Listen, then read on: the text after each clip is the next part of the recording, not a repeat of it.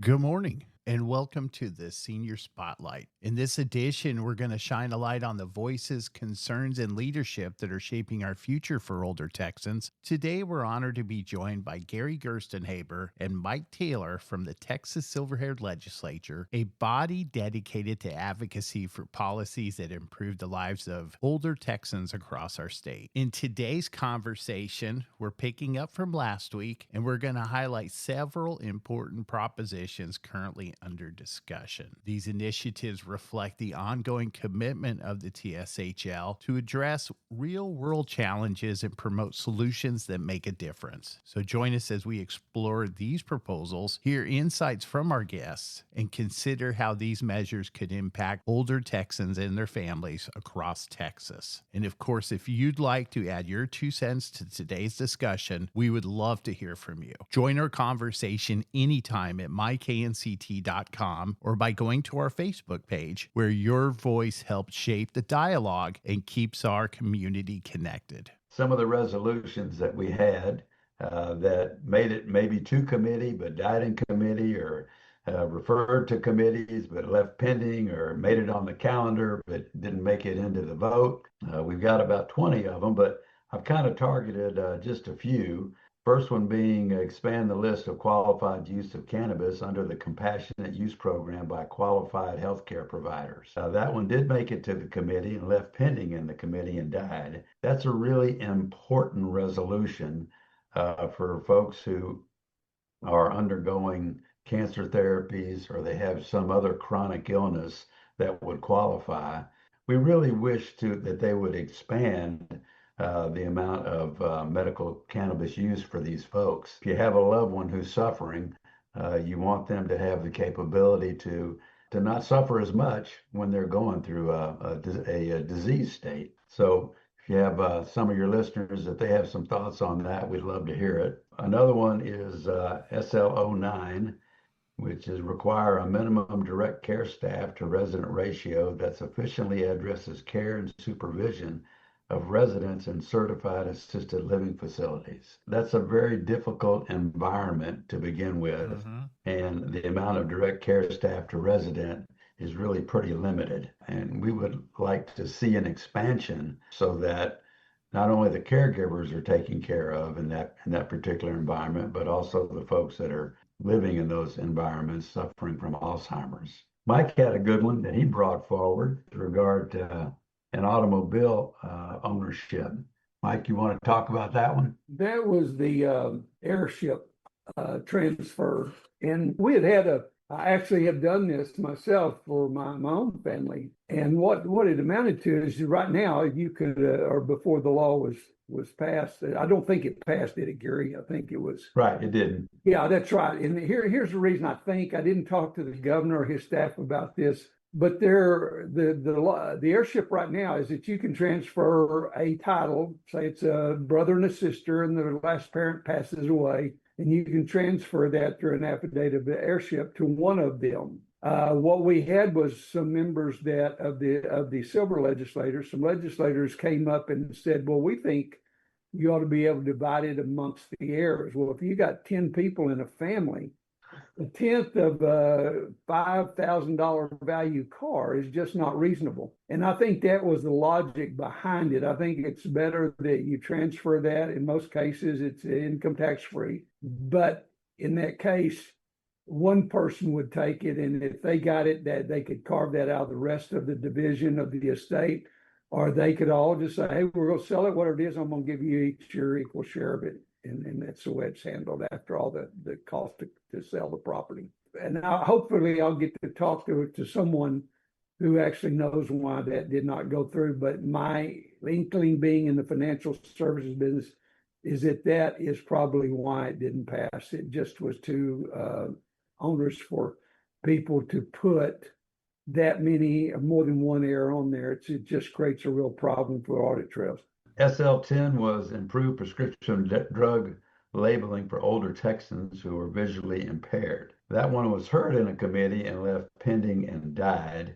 I think that one is a really critical one for the way that the labeling is on prescription drugs today.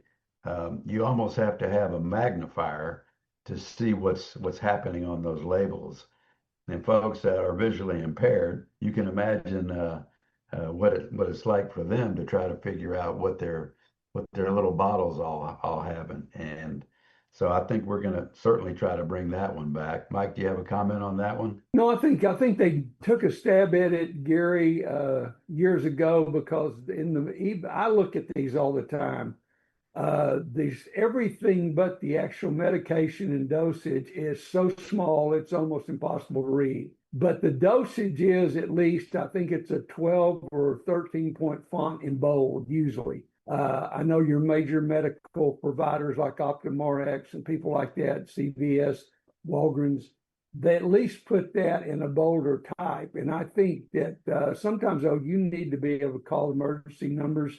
You need to see which doctor prescribed it. You may have several professionals that's part of your care team. And that's, I think, is what people are having trouble with, or seeing when theirs is eligible for refill if they're not on automatic refill. So at least the dosage is readable to most people if they have at least 20/20 in their reading eye or with their correction.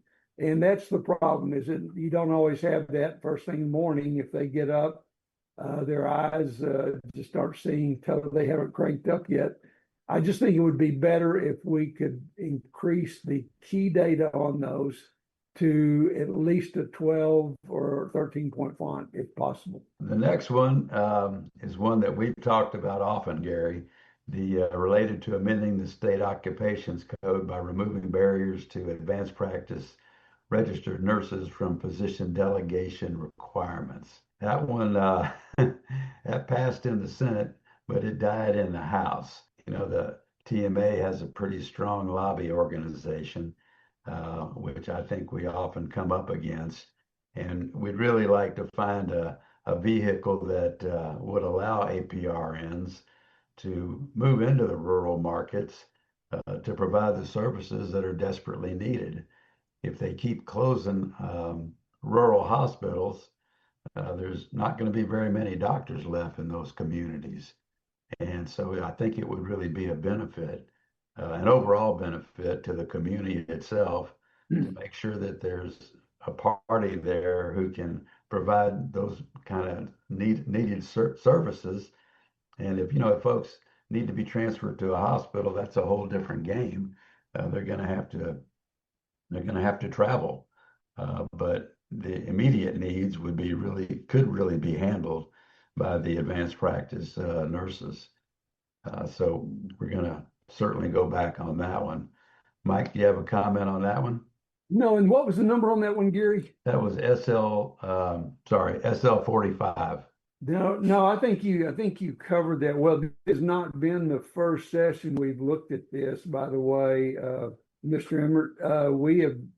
We don't give up on these. The thing is, there is some important things, Gary touched on them, but we're having a hard time getting medical professionals to settle in small markets. There's obviously economic incentives for quality of life that are just not compatible with the metropolitan markets and everything they offer. It's a problem for the people in the rural markets that we've got to resolve. So we think this is one way. We know that there is support for it in the House and the Senate. It's just getting it over the line. And so we won't give up on it. We'll be back and you'll see this again. But this is probably what, Gary, 3 or 4 sessions old right now. Yeah. This is going into the 4th session. Yeah, I even talked to Sid Miller, the Texas Ag Commissioner, about this because of all the rural areas that they help out, and he had the same sentiment. It seems like almost a common sense legislature that just needs to be passed. It's time. And most people now, we would discuss this when we were in debate on the floor, was that most of us now, if you go in, once I know I had to have a bypass surgery a year ago, and after that, I might see the actual surgeon that did it maybe every other visit or every 3rd visit. As long as you're progressing, you'll see an APRN or their physician assistant. So we all get care right now from what would be this if it were implemented. You're already used to it. And we just don't have the physicians that are there given the population growth. And Texas has had such a net in migration, not immigration, but in migration to the state. That's those coming in minus those going out. We're growing at just unbelievable clips. And this is going to continue to be a problem. It's not going to fix itself. Gary, Yeah. I think you mentioned that when you go to the VA, you Yes. typically see an APRN. Yeah. Yeah. Then that's the only way that half of the VA clinics across the nation can stay functioning is because they let APRNs and PAs have full practice medical authority.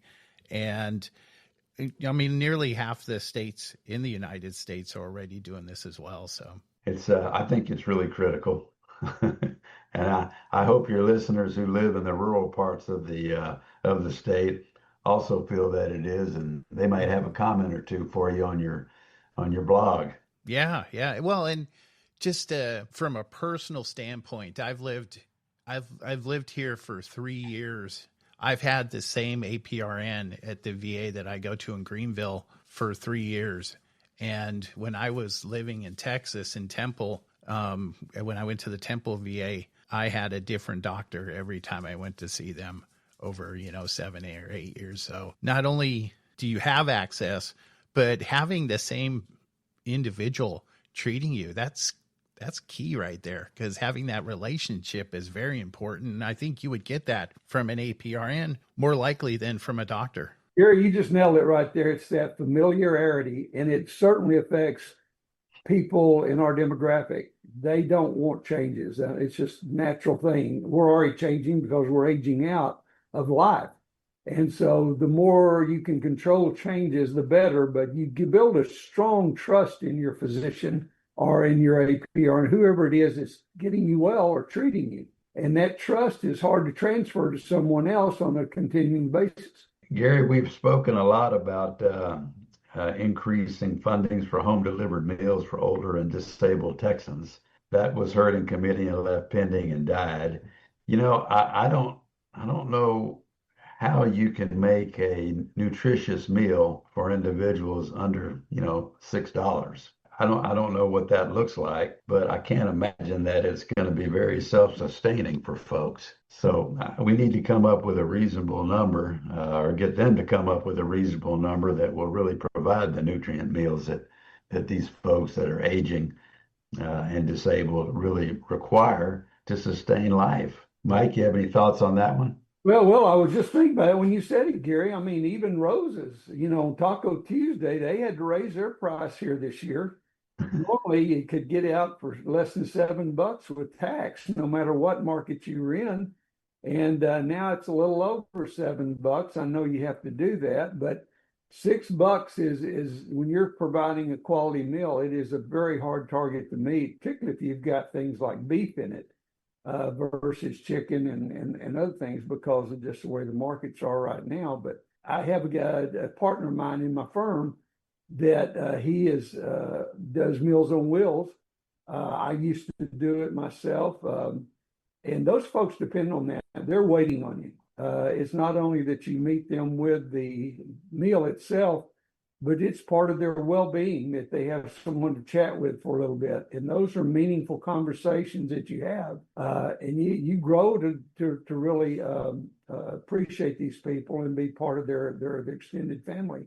We have other organizations that do the same thing, and they extend that beyond the meal. They actually take care of things that seniors just can't deal with, or older Texans. The reason we don't like seniors is sometimes it confuses us with people in high school. And clearly, if you can see us, you can see the difference, but you don't always know that in print. And so older Texans, when they look and need to change a light bulb, they need to get their yard mowed. Sometimes they need to have fixings done to their rail if they've got a ramp on their front yard to get up to their porch. A lot of times there's just maintenance issues. And so we now have like supporting our seniors here in Tarrant County. that come in, and they do the same thing they do through these the Meals on Wheels concept. And so I look at it not only as the food. I think we're going to have to start looking at how we provide for those needs. Some of it's done through the area agencies on aging, and they take care of trying to match up people, but they're constantly controlled by federal dollars and in their budgets. So there's a limitation. The problem is the older population is just getting bigger. There's 10,000 older Americans retiring every day across the nation, and that's not letting up. So I don't know how we're going to get this done. I don't understand why a representative doesn't have this issue come up in their own town hall meetings and what they're doing. But, you know, we support these guys no matter what party they're part of. And we're going to stay in front of them. We'll bring this back again, and we'll bring it back again and again and again. So it won't go away. And that's one of the things we can do as silver legislators is simply keep it coming back so it's not swept under the rug. You know, it's interesting that you mentioned 10,000 folks a day turning 65. I'm sure that a lot of people are very surprised when they see their annual increases in their supplement plans, and they're wondering, well, what the heck is going on with that? Well, there's two things that are happening there. Number one, there were no surgeries that were held during 20 to 22 when COVID hit. So there weren't a lot of healthcare dollars expended from Medicare. And then when the hospitals reopened, everybody who had wanted to get their knees replaced or their shoulders done or their elbows or whatever it was, they just inundated the hospitals. So that forced healthcare expenses to go up for those couple of years. And now you have folks that are turning 65 that need certain surgeries to be done, and they've held off on getting it done because their employer insurance, the deductibles are really high. So they've put off these surgeries that they need, and they're doing it when they first turn 65 and get into Medicare. I think for the foreseeable future, we're going to continue to see pretty dramatic increases in our premium rates, unfortunately. But folks do have alternatives, which are out there in the market, but I think they need to understand what's happening in the healthcare world and the reason for the increases. Mike, do you have a particular one that didn't make it through the? Gary, I want to say it was yes, SL64. We submitted that, Mr. Emmert, to the legislature requiring backup generator power source for assisted living facilities in Texas. These did go through committees and they were just left pending. Basically, they died. So we'll be back with that. The reason we will keep at it, it's an expensive, the nursing home lobby is strong, but the common sense side of this is at least critical needs patients. If you rate they do it, they rate them as they come in because it's how they allocate their staff time, as well as knowing which of their patients have got to have more care than the others or more attention, such as when you get into memory care and things like that.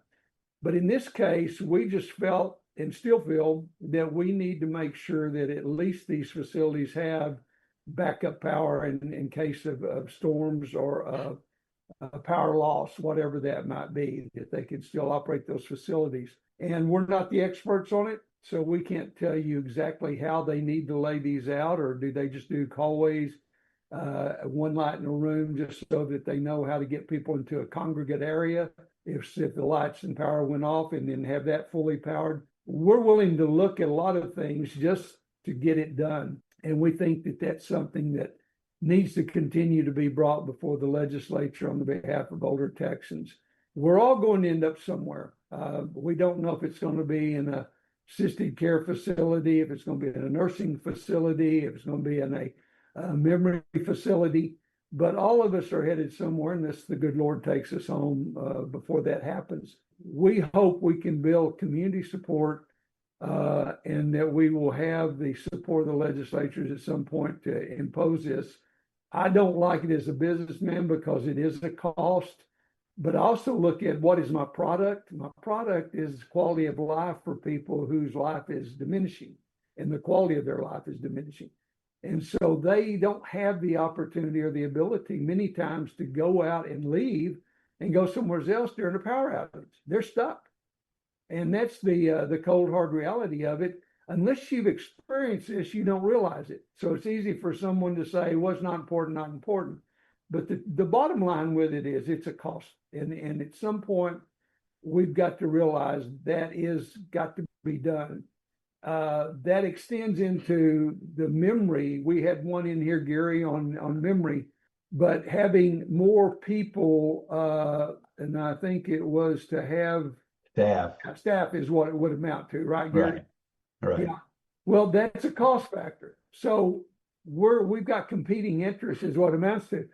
We've got to have affordable facilities for people to go into because more people are needing it. You would think volume would drive costs down, but it's not doing that in this case. We're seeing an inordinate or uncorrelated rise in cost of living, even though more people are needing it. The product is more needed. And so you would think there'd be some economies of scale somewhere. But when you look at this, we've got to figure out a way to provide these things and at the same time not have it drive up the cost. Like I say, I'm not that smart, but I know we've got people in this state that are brilliant at this stuff. If you took away the financial side for just a moment to plan out how would you do this if it wasn't a cost issue, and then work your way back to figuring out how to pay that so that it is an affordable product. I think those two things in both of these relate to the ability to provide for the product, which is the patient that's there, and protecting them with staff care that's got closer oversight. And the other thing is, if power goes out, those folks can't get up and leave. They're stuck there. And it breaks your heart when you see this actually happen in real life and you just feel helpless. So those are the two things that we're really going to focus on and keep these things before the legislature. If you'd like to explore more about the TSHL, including their members, legislative priorities, and examples of the proposed initiatives, please be sure to visit tshl.org and check out their legislative report.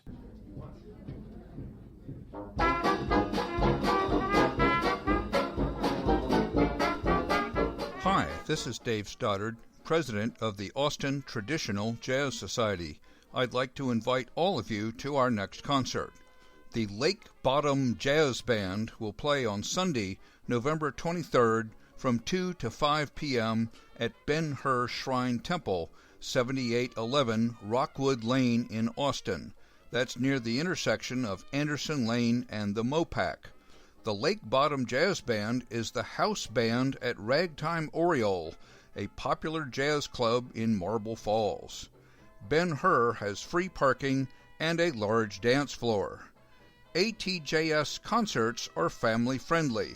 For more information, please see www.atjs.org.